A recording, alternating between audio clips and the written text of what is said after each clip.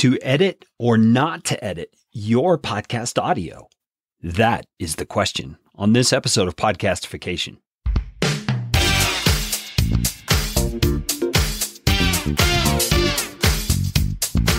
My name is Kerry Green, and I am the client happiness guy at podcastfasttrack.com, and this is Podcastification. This show is all about podcasting. How to do it, how not to do it, best practices, interesting news items that have to do with the realm of podcasting, and who knows what else. And I'm trying to do it all with a little bit of fun and some information to help you get a show going, keep yours going, or make it better. And if you like what's going on here on the show, I would appreciate it, oh so appreciate it, if you could leave a rating or review on iTunes. You can find out how to do that at podcastfasttrack.com/review. That's enough of that kind of stuff. Let's get you podcastificated right away.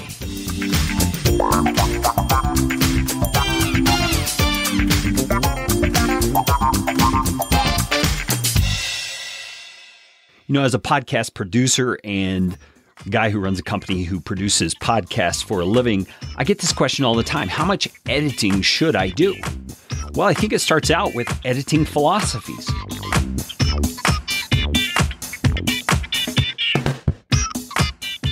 Philosophy number one is, editing makes my audio sound too polished. I like it natural. And I totally get that. I understand you want it to be natural, feeling like the real you, like your guests are coming across as authentic. But there are some issues with that. What if you get a guest who is just really bad in the way they speak and they ramble on and they restate themselves 7 times before they get to their point? I mean, that can make for a very unpleasant experience for your listeners. Philosophy number 2 is, I believe in editing out everything that isn't perfect. I want a tight, succinct audio file. I get this one as well. You want to make sure that all those things I mentioned in philosophy number 1 that are bad points don't happen in your audio. The problem is you can cut it so tight, you can make it so pressed together, you can make it so perfect that the people on the listening side don't really believe you're real, and therefore they tend not to trust you as much. So what's the happy balance? Well, that's what I would call philosophy number 3. Great editing is applied for the sake of comprehension and quality only. This is the kind of audio editing I've taught my team at Podcast Fast Track to use when they edit audio. It addresses technical issues like glitches or levels or background noise.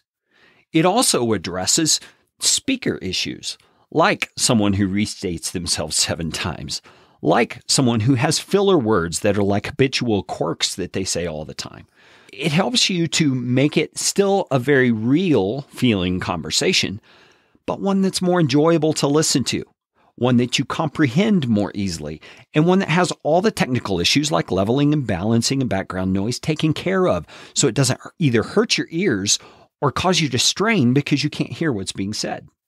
Another thing people often say to me is, man, editing is so time consuming. How can I figure out the balance between how much time I should devote to it and what it's really worth?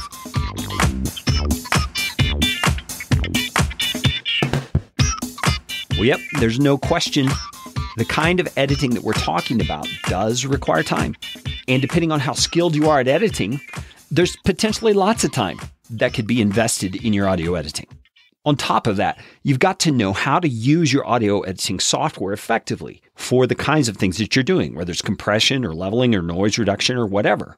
If you use Audacity, I have a great course you can check out. It's called Audacity for Podcasting, and you can find it at audacityforpodcasting.com. If you use Adobe Audition, Logic Pro, or even Hindenburg, there are courses on the internet that you can find, and I'll include them in the notes for this episode. Now, keep in mind, on none of these have I done these courses because I don't use those softwares, but they're ones that look pretty good to me when I look through the descriptions. The Adobe one that I'm going to have in the show notes link is $15 on Udemy. The one for Logic Pro, it's also on Udemy. It's $15. And then I found some tutorials from Hindenburg on their actual site that are absolutely free.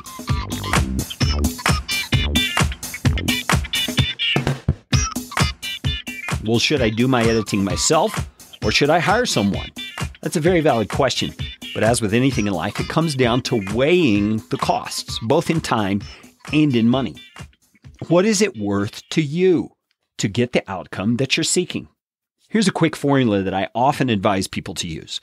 Consider what the value is of an hour's worth of your time times the time it takes you to edit. And that's going to give you the cost that it's costing you right now doing the editing on your own. So for example, say you value your time at $75 an hour and it takes you 2 hours to edit. Well, that's $150 worth of time you're investing into that particular episode. So you could say the cost of you editing it yourself is $150 per episode. But you also need to figure in the amount of enjoyment you get out of doing the editing. So if you do your own editing and you really hate doing it, well, to me, the cost of you doing the editing to go even higher. And so in short, if the cost is more in terms of time and joy for you to do the editing than it is for you to hire someone else to do the editing, man, you should hire that sucker out right away.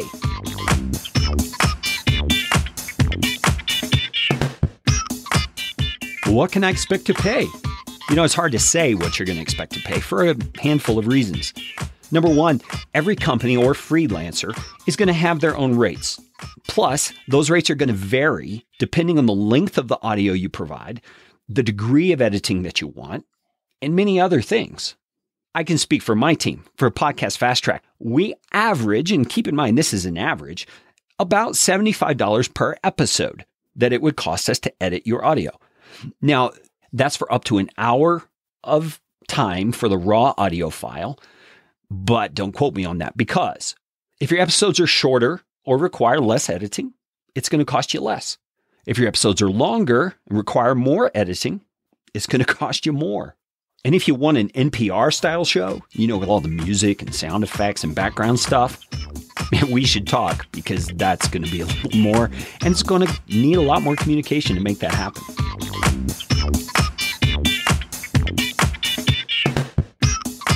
What about hiring someone in the Philippines or India to do my audio editing for me? Won't that be cheaper? I've heard raging success stories from people who say that they found someone in the Philippines or in India who does their audio editing for them. It comes out exactly like they want, and it only costs them $25 an episode. Well, I am so thrilled for that person, but in my experience, that's the exception and not the rule. In my experience, people from those countries tend to lack the skills needed to do the job right, so it's a training issue, or they don't have adequate English skills to understand and implement what it is you're wanting done, and that's a cultural issue. And in addition, if there is a person who has both those skills nailed down, they are super hard to find. And my disclaimer is that this is not a prejudiced or bigoted opinion. It's just my assessment of the facts in this case as I see them. So should you do audio editing on your own show? Should you hire someone else to do it for you? As you can see, there are a number of things that go into that decision. And it's a personal decision that you have got to make about your show. But I'm hopeful that what I've covered in this session gives you some new things to think about as you make the decision for what you want in your show.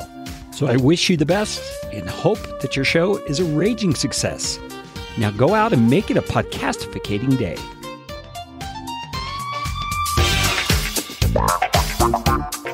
This show is brought to you by Podcast Fast Track, where my team provides professional podcasting services without the time suck. Full production, editing, and show notes, all in one monthly subscription package. You can find out more at podcastfasttrack.com. Now go out and make it a podcastificating day.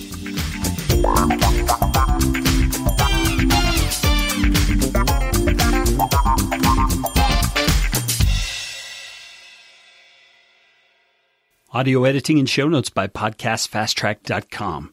Get 15% off your first month by mentioning this show.